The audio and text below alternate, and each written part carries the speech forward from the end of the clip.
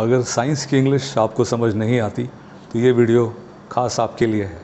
Science की English और general English में कम से कम 6 फ़र्क होते हैं।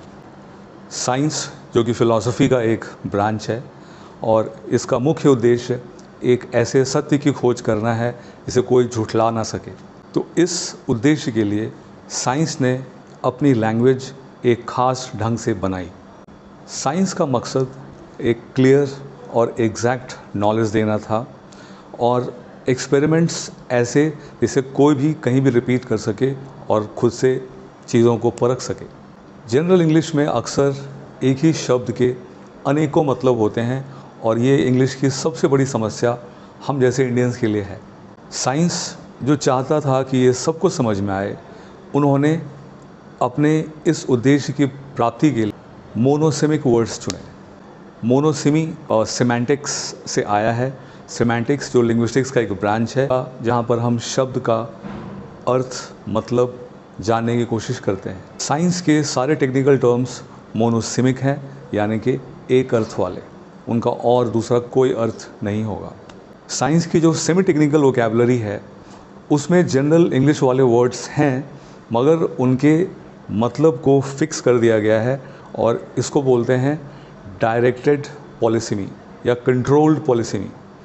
मतलब वर्ड का मतलब बहुत सारा है मगर उसको हम साइंस में सिर्फ एक ही पर्पस से यूज़ करेंगे। साइंस ने एक और कारनामा किया, उन्होंने वर्ब्स और एडजेक्टिव को भी नाउन में कन्वर्ट कर दिया। जैसे कि टू बॉयल को इवेपोरेशन, टू कट को डाइसेक्शन। और उन्होंने इस प्रक्रिया में एक और चीज़ किया जिसे कहते हैं लैटिनाइजेशन। उन्होंने बहुत सारे पुराने लैटिन और ग्रीक के शब्द इंग्लिश भाषा में बोरो कर लिए। वर्ब्स और एडजेक्टिव को नाउन में कन्वर्ट कर लेने के प्रोसेस को नॉमिनलाइजेशन बोलते हैं और इससे साइंस को अपने वोकैबुलरी को अरेंज करने में सुविधा होती है। साइंस के वाक्यों में अक्सर शुरुआत में नाउन रहेगा और उस नाउन को डिस्क्राइब करने वाले सारे वर्ड्स भी उसके पहले ही लगा दिए जाएंगे और सारे मॉडिफायर्स एक साथ लगेंगे ताकि कोई कन्फ्यूजन ना रहे।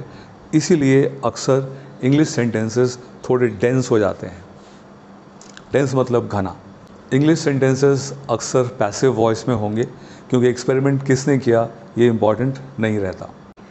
एक्सपेरिमेंट के स्टेप्स बताने के लिए पास्ट टेंस सिंपल यूज़ करते हैं। एक्सपेरिमेंट्स का रिजल्ट्स अक्सर सिंपल प्रेजेंट में होता है।